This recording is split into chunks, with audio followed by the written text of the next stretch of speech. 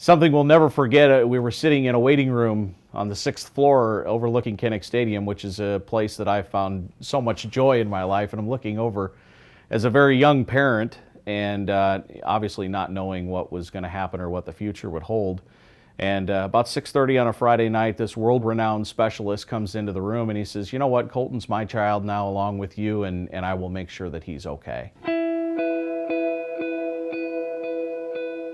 Sometimes you are lucky to be blessed, and in our situation, I think we were completely blessed because we saw something in Colton's eye in different situations, and by pure chance, we decided to get another dog, and so we got a St. Bernard, and we took her to the vet, and she had worms. The vet sent us home some paperwork, and so it was telling us about worms and how it goes into the eye, and so I called my wife, and I said, "You know, I just read this, and we've been seeing the thing in Colton's eye. We don't know what it is. Why don't you call the doctor and see what she says?" Our doctor had studied here at Iowa, had done her residency here at Iowa, and had worked with retinoblastoma kids every day that she was here at Iowa. She took one look at him and knew exactly what she was looking at.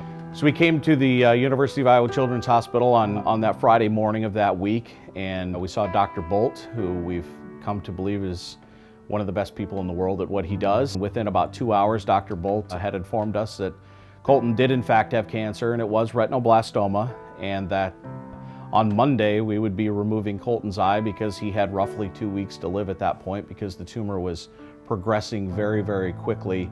And we also learned about Colton's tumor that it had acted in ways that a tumor hadn't been seen here at Iowa in a very long time.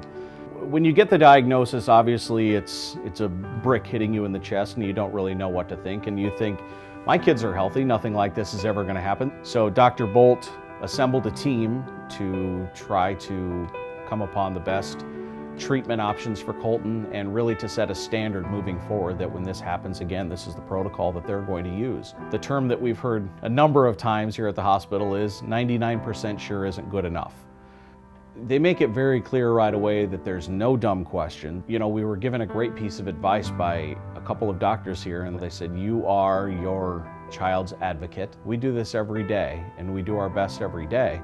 But if you think there's something we should look for or look at or whatever it may be, ask us." But he's had 7 prosthetics since he was diagnosed over the last 5.5 years, and he's had 10 surgeries during that time. He's always had a positive attitude. The hospital has never been a negative thought in Colton's mind. Really, a trip to the hospital for Colton is social hours so that he can see his doctors and his nurses. Thanking them feels very minor at the point that we're at because they saved his life, they insured his life, and now they're ensuring his well-being. He truly loves people. He loves to be around people. If somebody else is hurting, Colton is sad and wants to help them. And that's where he looks up to his doctors, because when he was sad, when he maybe wasn't having the most positive thoughts in his mind, his doctors came in and said, "You know, this is okay. This is something that we can get through together." And so he's been able to take their lead and their inspiration, and he's made it his own.